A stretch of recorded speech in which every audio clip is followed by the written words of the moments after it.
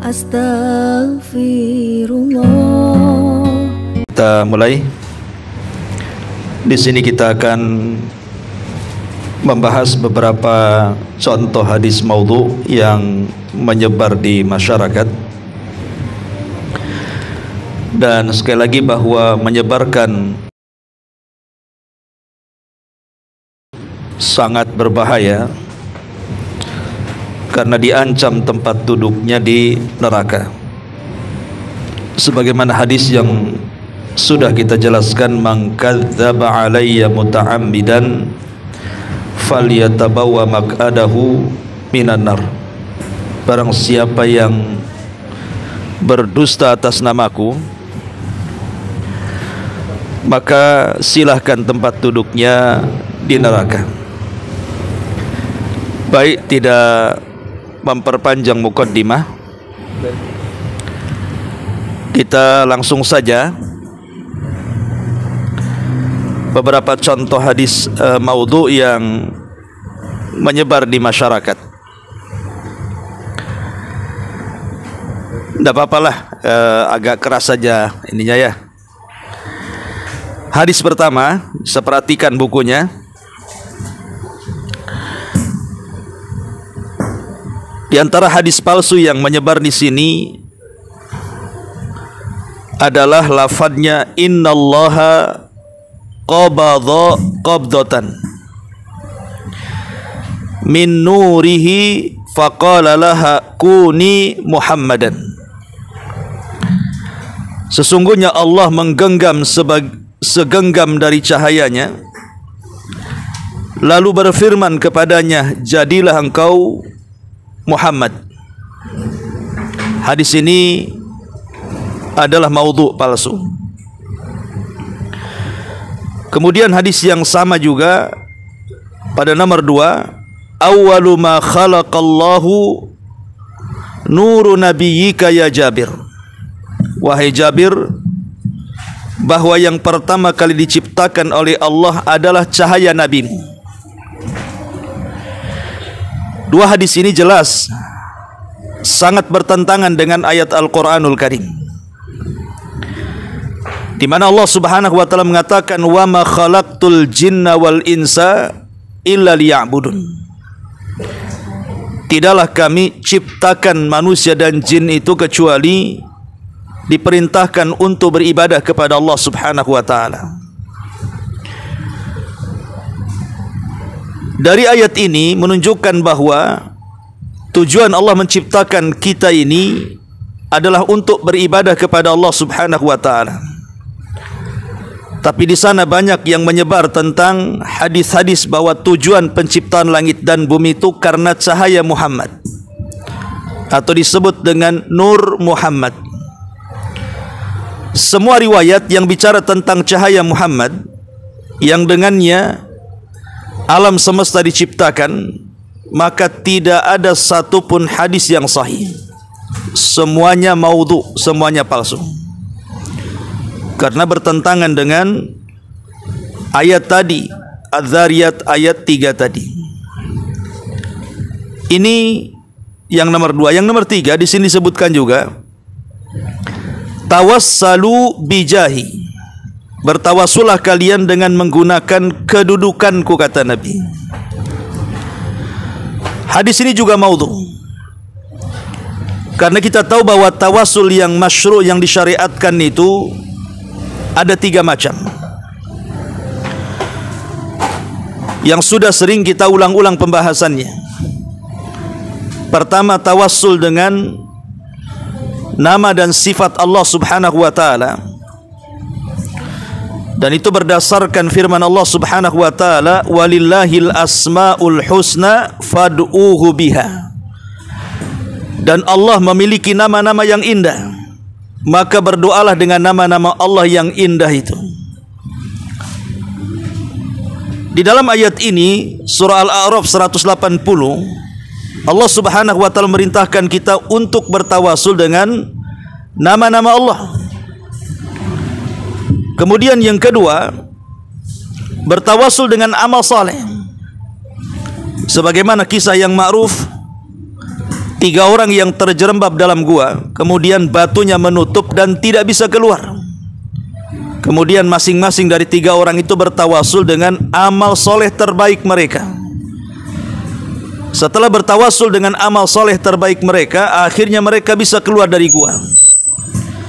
Dan ini menunjukkan bahwa tawasul dengan amal soleh itu juga termasuk yang disyariatkan. Baru yang ketiga, tawasul dengan doa orang-orang yang saleh yang masih hidup. Walaupun ini diperselisihkan para ulama, apakah meminta doa orang saleh itu sunnah ataukah hanya mubah saja? Kenapa terjadi perselisihan ulama? Karena berdoa itu yang paling baik adalah dilakukan oleh diri sendiri, bukan meminta doa orang.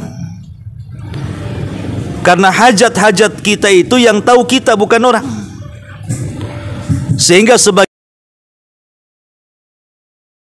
sampai kepada mustahab sunnah. Tapi ada sebagian para ulama mengatakan sunnah karena banyak para sahabat yang meminta doa Nabi SAW, seperti yang terjadi kepada Uqasa ibn Mihsan.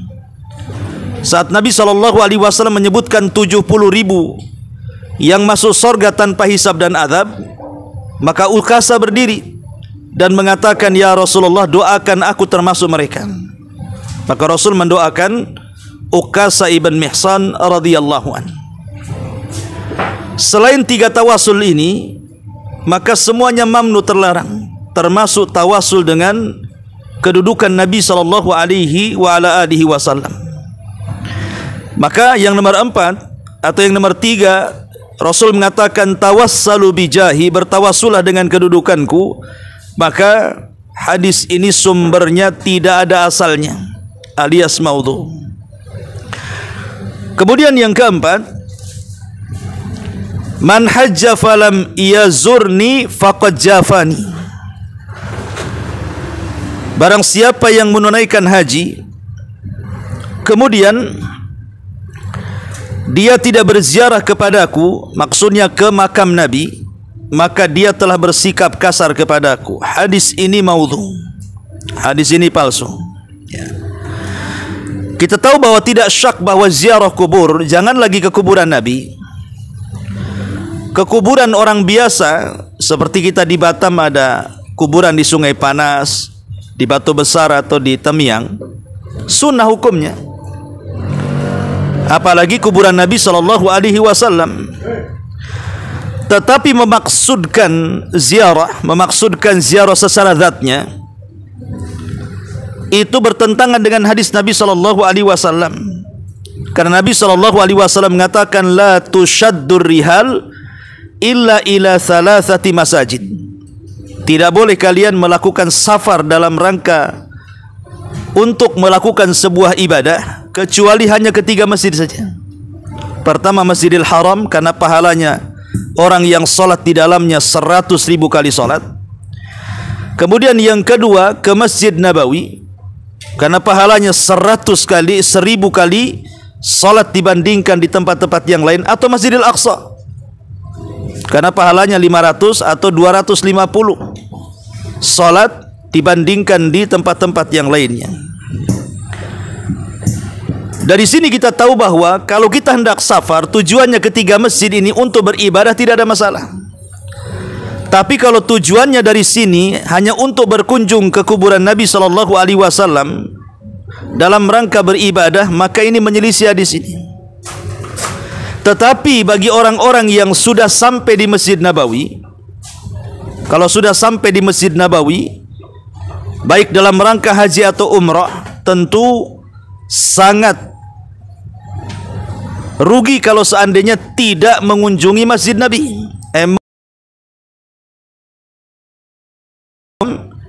Kepada Nabi sallallahu alaihi wasallam dan 2 sahabatnya, Abu Bakar dan juga Umar radhiyallahu an.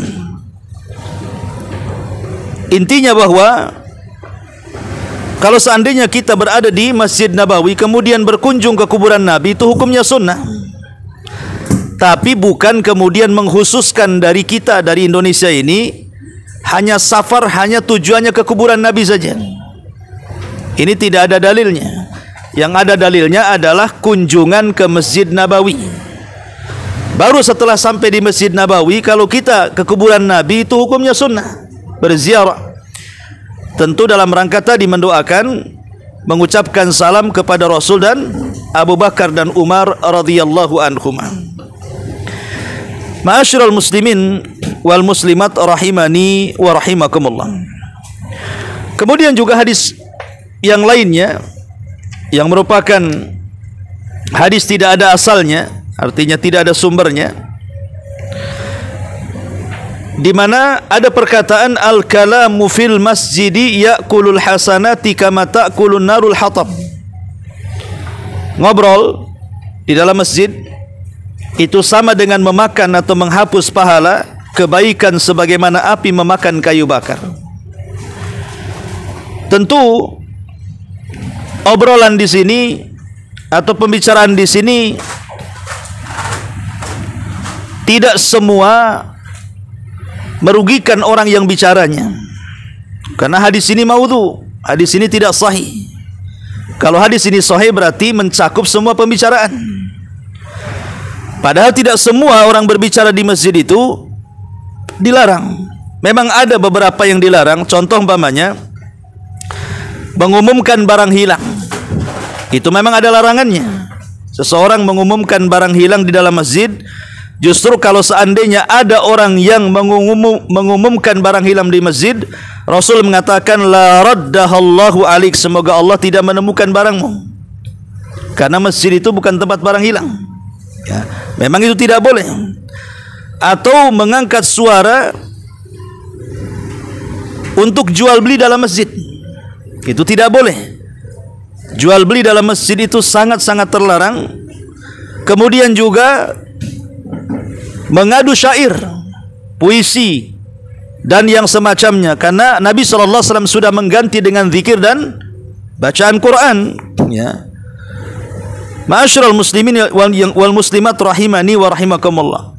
Jadi tidak semua pembicaraan itu dilarang. Memang ada beberapa yang dilarang, mengumumkan orang mati dan begitu seterusnya, kecuali kalau orang-orang tertentu, maka ulama membolehkan mengumumkan orang mati.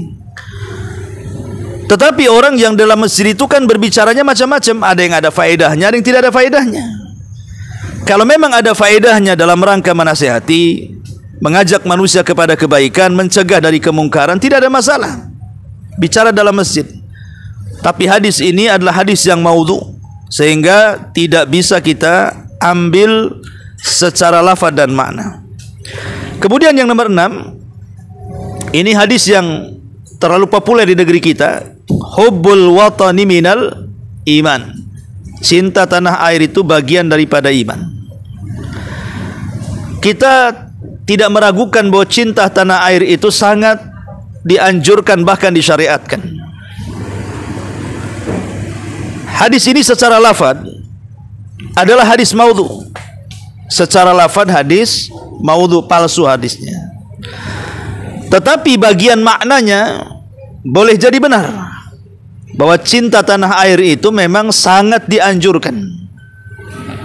Makanya kenapa kemudian Nabi SAW tatkala meninggalkan Mekah, dia bersedih dan mengatakan kepada Ka'bah secara umum, secara khusus, dan kepada negeri Mekah secara umum, bahwa itu adalah negeri yang sangat dicintai Nabi SAW. Kalau bukan karena diusir kaumnya, tentu Rasul tidak akan hijrah.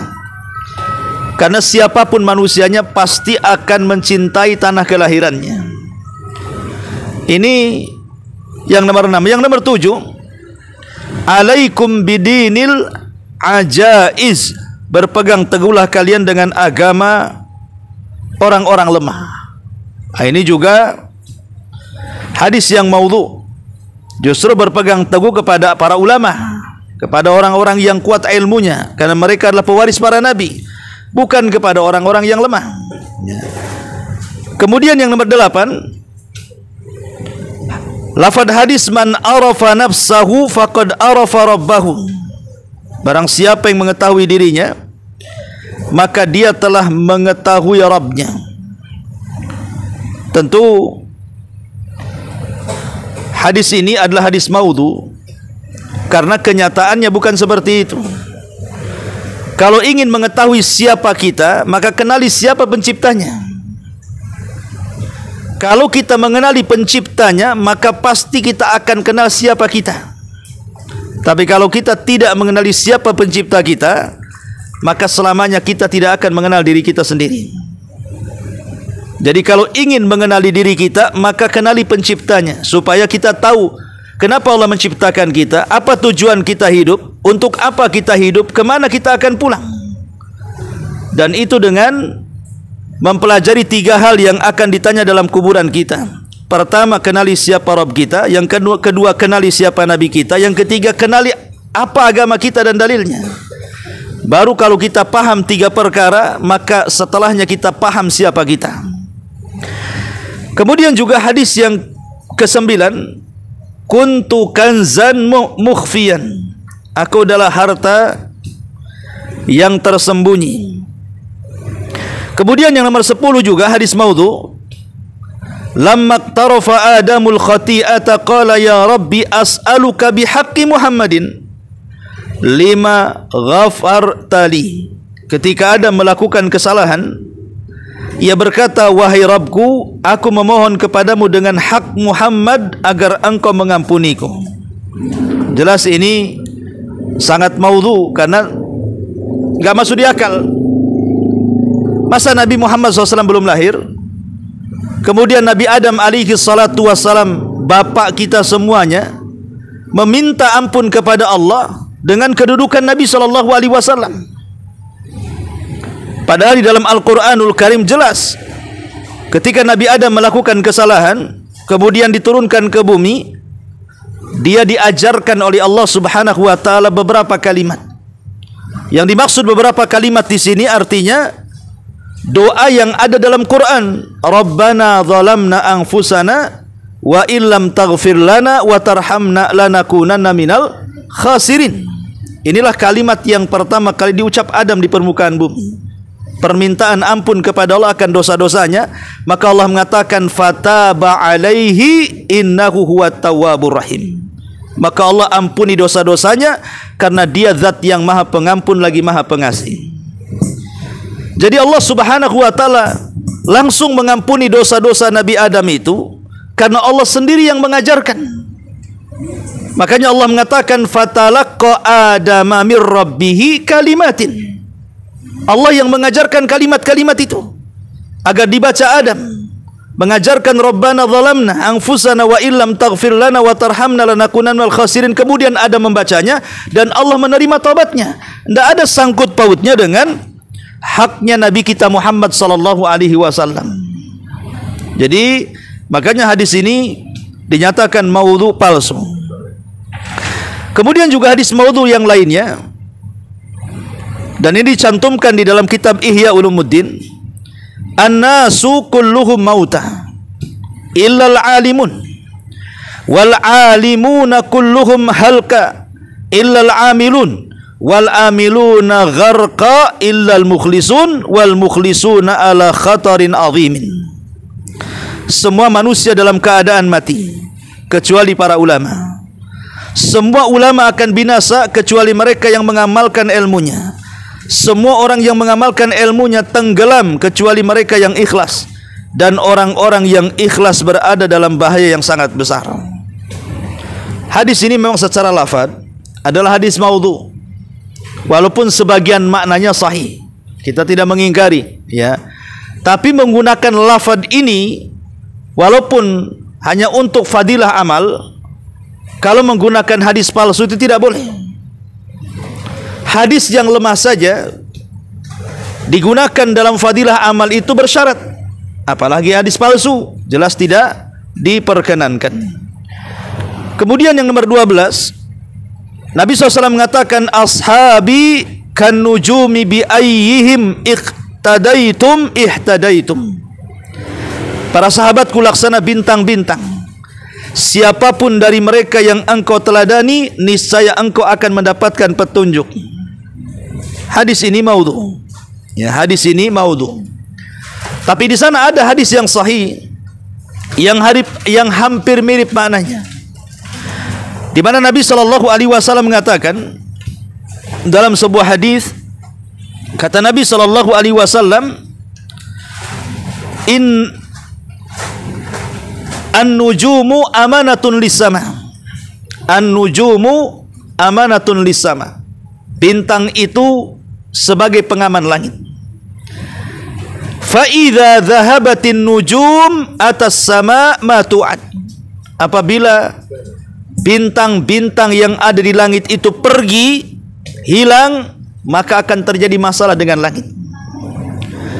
Kemudian kata Nabi sallallahu alaihi wasallam, wa ana amanatun li ashabi, dan saya adalah pengaman bagi para sahabatku.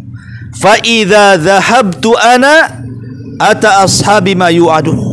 Kalau aku sampai pergi, sampai meninggal dan meninggalkan para sahabat, pasti akan terjadi masalah dengan sahabat-sahabat.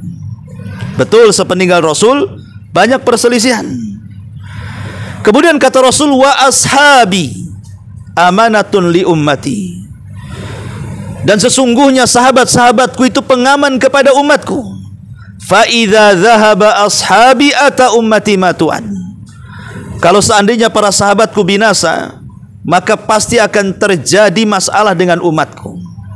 Betul, setelah kurun terbaik umat ini, kurun para sahabat lewat, maka bermunculan firaqud dhalah, firqah-firqah sesat dalam Islam.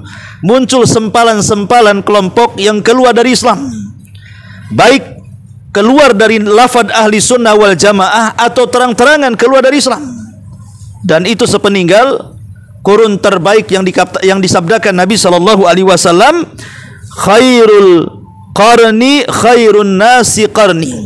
Sebaik-baik generasi adalah generasiku, maksudnya aku dan para sahabatku. Ma'asyiral muslimin wal muslimat rahimani wa rahimakumullah. Ini yang ke-12. Kemudian yang ke-13, ini hadis batil. Rasul mengatakan, idza sa'idal khatib al-mimbara fala salata wala kalama. Jika khatib telah naik mimbar, maka tak ada lagi yang salat dan perbincangan. Tentu ini menyelisih hadis, karena ketika Rasul sedang khatib, ada orang yang masuk langsung duduk. Kemudian kata Nabi SAW menghentikan khutbahnya dan mengatakan, kum fasalli, berdiri, engkau belum tahiyatul masjid. Akhirnya dia berdiri dan melaksanakan tahiyatul masjid di tengah-tengah Rasul sedang khutbah. Ya, jadi jelas ini menyelisihi banyak. Yang terakhir, utlubul ilma walau bisini. Kalian carilah ilmu meskipun sampai di negara Cina. Hadis ini batil. Ya. Tetapi yang sahih adalah talabul ilmi faridatun ala kulli muslim. Menuntut ilmu itu kewajiban bagi seorang muslim. Artinya bahwa menuntut ilmu kemana saja itu kewajiban. Dan kita tahu bahwa poros ilmu hari ini ya di Timur Tengah. Mau kemana lagi? Mau ke Cina, mau belajar apa kan itu ya? Kalau itu maksudnya ilmu akhirat. Ya kalau ilmu dunia ya bisa menjelajah dunia kemanapun ada ilmu. Tapi kalau ilmu agama tidak bisa dicari. Ya, kecuali ke negeri-negeri yang memang melahirkan para ulama. Ya untuk sementara ini mungkin Timur Tengah, Arab Saudi, Yaman atau negeri-negeri yang lainnya. Lah ini di antara 14 hadis batil yang menyebar di masyarakat kita. Ma'asyiral muslimin wal muslimat rahimani wa rahimakumullah. Baik, kita masuk pada bab yang ke-43. Bicara soal tata cara berziarah kubur sesuai dengan tuntunan Nabi sallallahu alaihi wa ala alihi wasallam. Bicara tentang ziarah kubur, kita tahu bahwa manfaat adanya kubur, manfaat bagi kita yang hidup.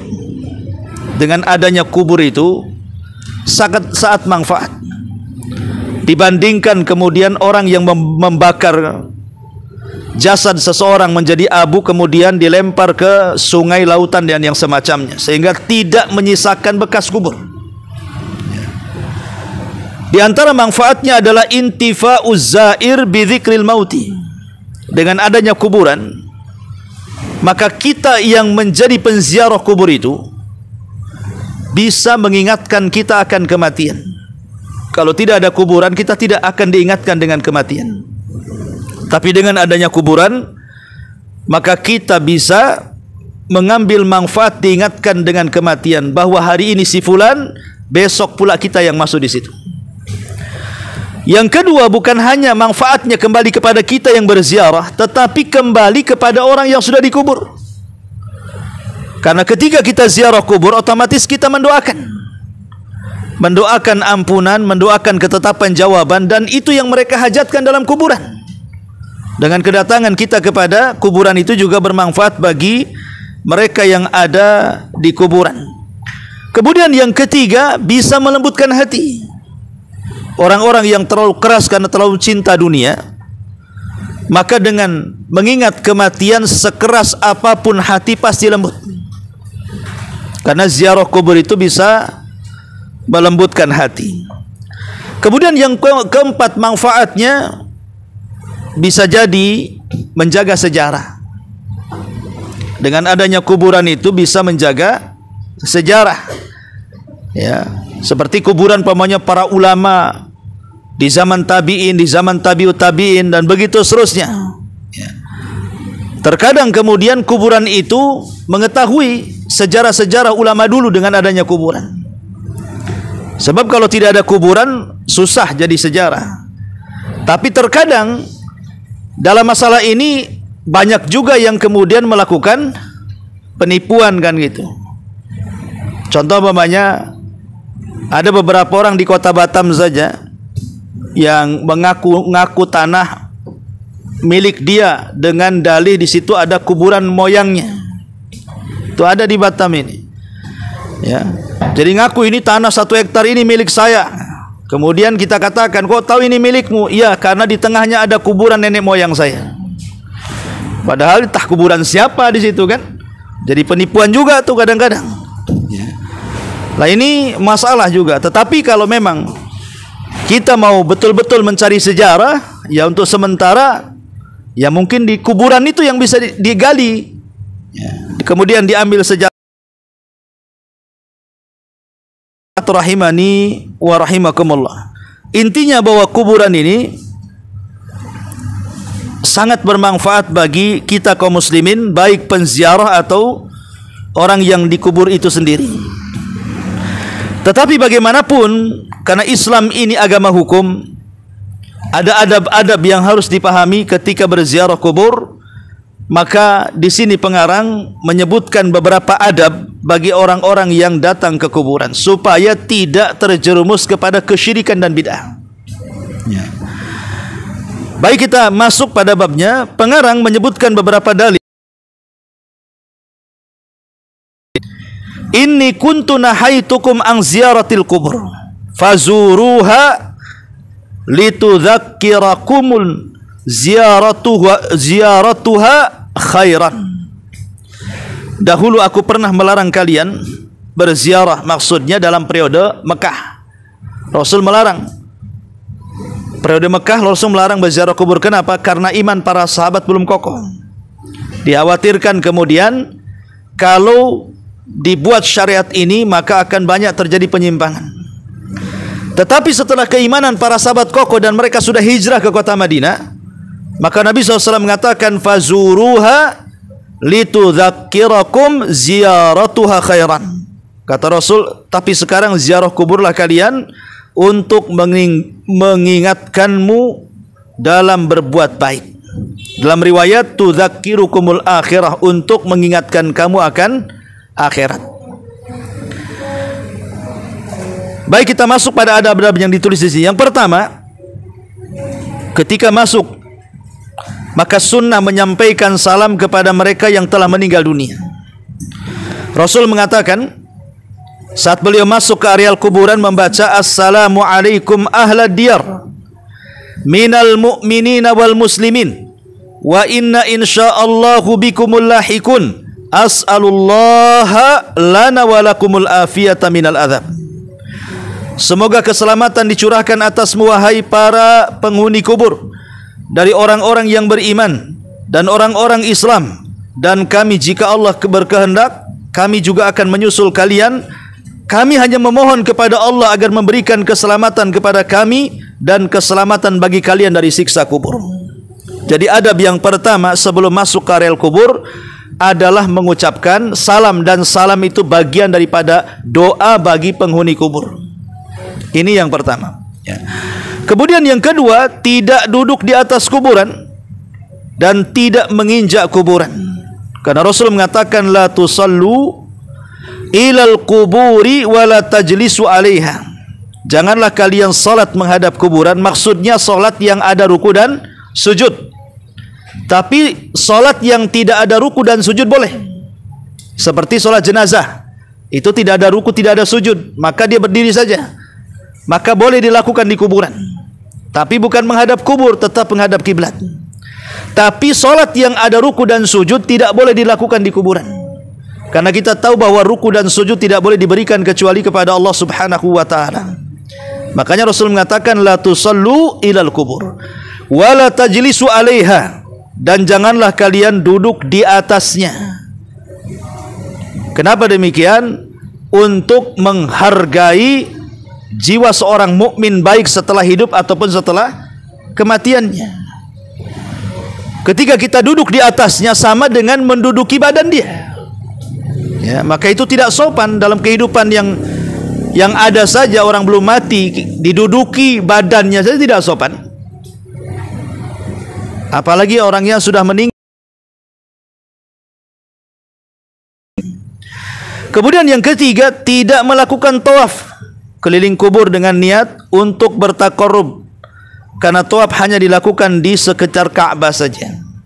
Rasul mengatakan, Allah mengatakan wal yatawafu bil baitil atiq, dan hendaklah mereka melakukan tawaf di sekeliling yang rumah tua, maksudnya Baitullah. Kemudian tidak membaca Quran di kuburan. Rasul mengatakan la taj'alu buyutakum maqabir fa inna syaitana yanfiru minal baitil ladzi tuqra'u fihi suratul Baqarah. Janganlah kalian menjadikan rumah kalian sebagai kuburan. Kenapa? Karena kuburan sepi. Ya. Jangan terbalik, di rumah Anda baca Quran, sampai di kuburan baca Quran pula. Pada Rasul mengatakan jangan jadikan rumah seperti kuburan. Harusnya kalau ingin banyak-banyak baca Quran di rumah, bukan di kuburan, gitu maksudnya. Karena setan itu akan lari dari rumah yang tidak dibacakan padanya, yang dibacakan padanya surah Al-Baqarah. Setan akan lari dari rumah yang dibacakan padanya surah Al-Baqarah. Maknanya kalau tidak dibacakan Al-Baqarah berarti rumah itu banyak setannya. Ya tentu ini menunjukkan keistimewaan surah Al-Baqarah. Tapi bukan berarti surah-surah yang lain tidak bisa mengusir setan. Tidak, maksudnya dikhususkan Al-Baqarah karena memang ada sesuatu rahasia dalam surat ini. Intinya bahwa tidak membaca Al-Quran dalam kuburan ini menunjukkan bahwa sibukkan baca Quran di rumah. Karena ketika kita membaca Quran untuk orang mati itu memang terjadi silang pendapat di antara ulama akidah. Apakah sampai bacaannya ataukah tidak? Pendapat yang masyhur dari mazhab Syafi'i yang dinukilkan Al-Imam Ibnu Katsir dalam tafsirnya mengatakan tidak sampai. Tetapi ada juga dalam mazhab Syafi'i mengatakan sampai. Artinya ini masih masalah khilaf ulama. Ada yang mengatakan sampai, ada yang mengatakan tidak sampai. Karena ada perselisihan para ulama tentang mengirimkan hadiah dengan membaca Quran. Supaya kita keluar dari perselisihan ini, kembalilah kepada Al-Quran dan Sunnah. Cari yang jelas. Pertama berdoa, yang kedua sedekah. Itu ijma' kesepakatan, tidak ada khilaf ulama. Adapun yang lainnya masih diperselisihkan para ulama, termasuk juga mengirim bacaan Quran, Al-Fatihah dan yang semacamnya kepada orang yang sudah meninggal. Taib. Kemudian yang kelima, tidak boleh memohon pertolongan dan bantuan kepada mayit meskipun dia seorang nabi wali, sebab itu termasuk kesyirikan, bahkan dianggap syirkul akbar. Dalilnya wala tad'u min dunillah ma la yanfa'uka wa la yadhurruka fa in fa'alta fa innaka idzam minadh dhalimin. Dan janganlah kalian menyembah apa yang tidak memberi manfaat dan tidak pula memberikan madarat kepadamu selain Allah, sebab jika kamu berbuat yang demikian itu, maka sesungguhnya kamu kalau begitu termasuk orang-orang yang zalim. Zalim dalam ayat ini artinya kesyirikan. Ya. Tidak boleh orang datang ke kuburan meminta-minta. Sebagaimana ma'ruf orang-orang yang berziarah ke kuburan wali-wali, ya, tujuannya ternyata tidak murni hanya sekedar berziarah. Rupanya ketika sampai di kuburan-kuburan wali itu, sebagiannya ada yang meminta jodoh, ada yang meminta kerjaan, ada yang supaya hidupnya makmur, ada yang dagangannya laris, ada yang supaya jadi pejabat ataupun yang mempertahankan jabatan, macam-macam. Ya. Bahkan anak ujian supaya lulus saja kadang-kadang minta ke kuburan. Anaknya lagi ujian, orang tuanya ke kuburan, kemudian berdoa di kuburan anaknya supaya lulus. Supaya lulus jangan ke kuburan, belajarlah kan begitu. Ada urusan dengan orang kuburan, tidak mungkin juga arwah yang di kuburan datang masuk kemudian ngasih contekan kan. Lah ini tentu kesyirikan. Ya, apalagi kemudian diiringi dengan kemaksiatan, sudah syirik maksiat lagi, double jadinya. Seperti orang-orang dulu minta nomor togel datang ke kuburan, sudah syirik judi lagi kan begitu. Masa orang di kuburan udah meninggal diajak judi pula dia. Apa salah dia sudah meninggal dilibatkan dalam judi? Lah ini sebuah kezaliman. Kemudian yang keenam, tidak meletakkan karangan bunga atau menaburkannya di atas kuburan mayit, karena hal itu menyerupai perbuatan orang-orang Nasrani, di samping membuang-buang harta dengan tidak ada guna. Seandainya saja uang yang dibelanjakan untuk membeli karangan bunga itu disedekahkan kepada orang fakir miskin dengan niat untuk si mayat, niscaya akan bermanfaat untuknya dan untuk orang fakir miskin yang sangat membutuhkan uluran bantuan tangan. Iya betul, kalau seandainya uang yang dibelikan untuk bunga, karangan bunga, atau sebagiannya membeli air suci yang sudah didoakan kiai, tuan guru, ustadz dan yang semacamnya, berikan kepada fakir miskin. Itu lebih manfaat bagi si mayat karena tertransfer pahalanya, manfaat bagi si miskin karena tidak kelaparan lagi. Dua manfaatnya tuh. Dan itulah saya katakan tadi yang tidak ada khilaf ulama. Kalau ingin mentransfer pahala, yang paling tepat hanya dua, doa dan sedekah. Itu yang paling tepat. Tidak ada khilaf ulama berdasarkan Quran dan Sunnah. Kemudian yang nomor 7, dilarang membangun di atas kuburan atau menulis sesuatu dari Al-Quran atau syair di atasnya. Sebab itu dilarang. Rasul mengatakan, naha an tajsisil qabri wa an yubna alaihi. Beliau melarang mengapur kuburan dan membangun di atasnya. Cukup meletakkan sebuah batu setinggi 1 jengkal untuk menandai kuburan, sebagaimana yang dilakukan Rasul SAW ketika meletakkan sebuah batu di atas kubur Utsman bin Maz'un. Lantas beliau mengatakan, at-ta'allamu ala qabri akhihi. Aku memberikan tanda alamat atas kuburan saudaraku. Jadi kuburan itu cukup hanya memberikan tanda saja, tidak perlu kemudian ditembok. Bahkan saya kenal satu orang kaya di Jawa itu, ya, anak sulungnya yang meninggal karena ditabrak. Saking sayangnya karena dia orang kaya, itu kuburannya tidak diletakkan di kuburan orang umum, tapi di kebunnya. Kemudian dibangun secantik mungkin. Biayanya menurut zaman itu udah puluhan juta ya, walau orang kaya itu. Ya. Seandainya uang itu dibagikan kepada orang-orang miskin yang nggak punya rumah, baik untuk sewa rumah mereka atau untuk membangun rumah mereka, tentu ini amal sedekah jariyah sebenarnya. Tapi kalau sudah jadi untuk bangunan kubur dengan mewah megah, untuk apa coba? Karena orang mati itu tidak perlu itu. Orang mati itu tidak perlu rumah, tidak perlu payung. Orang mati itu yang perlu adalah amalan yang dipertanggungjawabkan di hadapan Allah Subhanahu wa ta'ala. Inilah diantara 7 larangan atau 7 perkara yang termasuk daripada adab kubur. Termasuk saya tambahkan adalah tidak membangun masjid di atas kuburan. Tidak membangun masjid ataupun mushola di atas kuburan, karena Rasul sallallahu alaihi wasallam melaknat 5 hari sebelum wafatnya, laknatullah alal yahudi wan nasara ittakhadhu qubur anbiya'ihi masajid. Laknat Allah kepada orang Yahudi dan Nasrani yang mengambil kuburan-kuburan orang para nabi mereka dijadikan masjid-masjid tempat sujud. Tidak boleh membangun masjid di atas kuburan, ya. Kemudian juga tidak boleh ada musabil amwat. Kalau orang sudah meninggal tidak boleh dicela. Sejahat apapun dia. Ada orang jahat meninggal. Kita punya tetangga tukang hasad, tukang nyakiti, tukang bully, tukang gibah, tukang menghina, meninggal dia. Itu urusan dia dengan Allah, bukan urusan kita orang hidup dengan orang mati. Walaupun dia orang jahat, sudah tutup lisan kita, tidak boleh mencelanya. Ya, karena bagaimanapun Nabi SAW mengatakan la tasubbul amwat, jangan kalian mencela orang yang sudah meninggal. Mencela orang yang sudah meninggal, fa innahum qad afdau ila ma qaddamu, karena mereka sudah sampai kepada pertanggungjawaban mereka di hadapan Allah Subhanahu wa taala. Bukan urusan kita lagi. Dia sudah mendapatkan peradilannya. Dan pengadilan Allah Subhanahu wa taala sangat-sangat adil sekali. Jadi tidak perlu bingung. Kemudian tidak boleh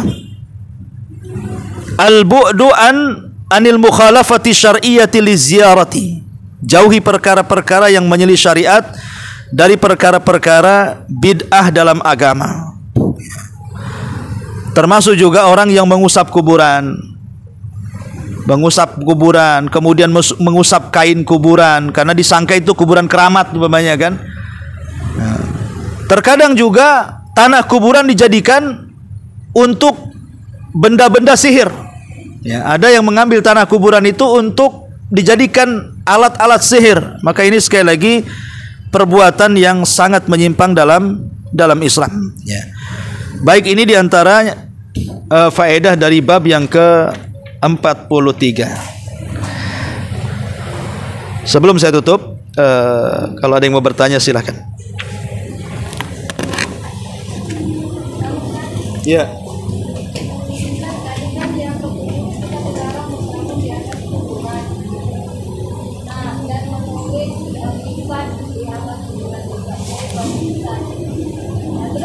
Bagaimana dengan yang terjadi di terutama di Batam ini? Jadi ada makam di Sungai Panas itu yang kita mendapatkan lahan untuk kuburan itu, keluarga kita itu menjadi percontohan.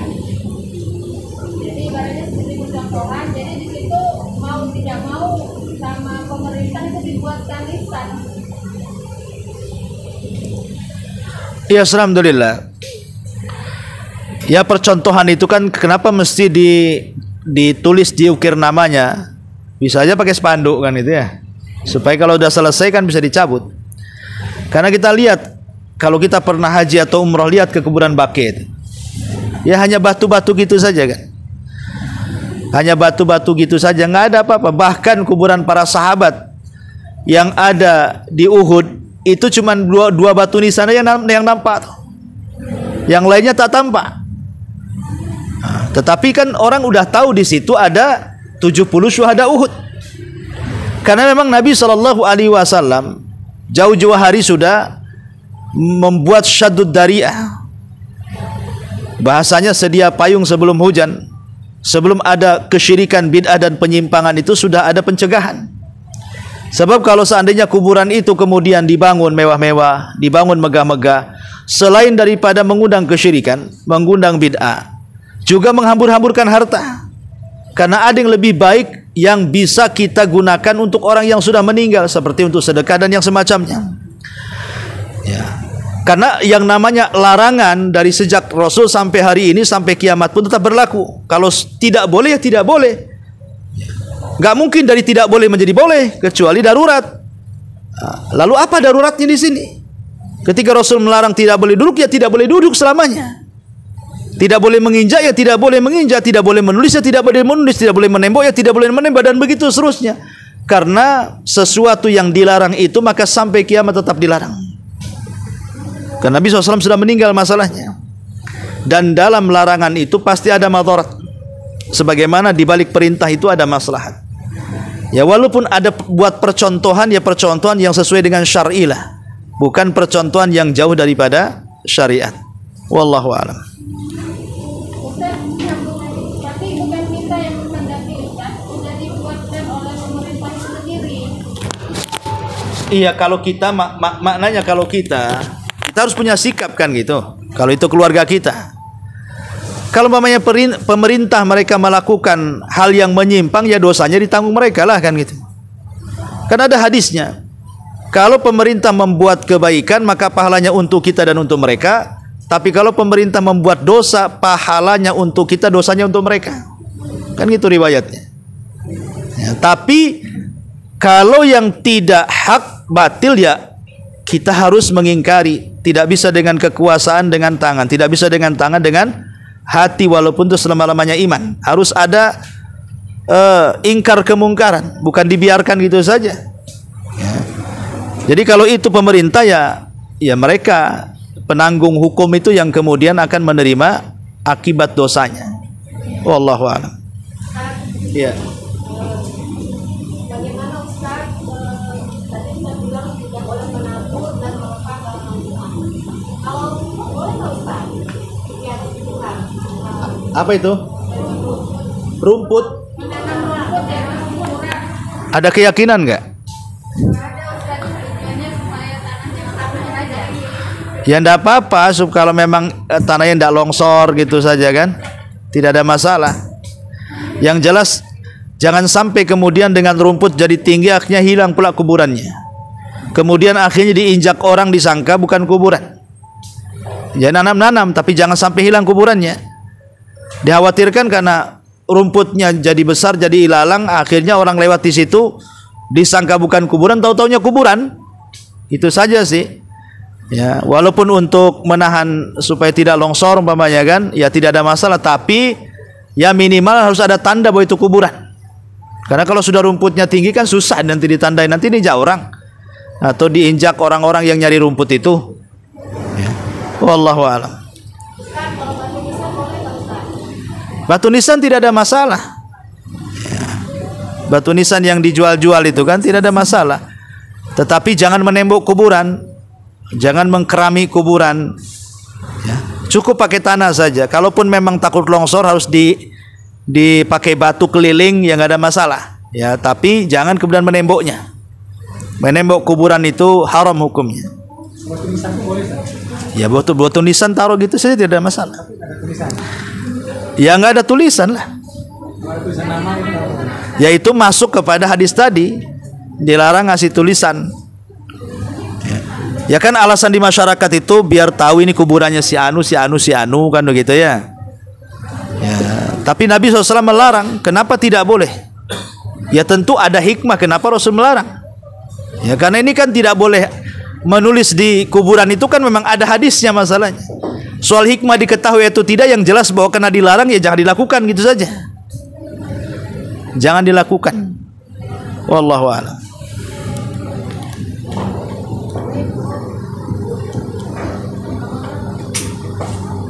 Ustaz, satu lagi Ustaz. Ada sebagian keluarga itu kan membuat seperti kuburan keluarga itu. Itu mana lebih baik? Di kuburan keluarga atau kuburan umum? Sebaiknya di kuburan umum. Ya, di kuburan umum jauh lebih manfaat karena yang ziarah jauh lebih banyak.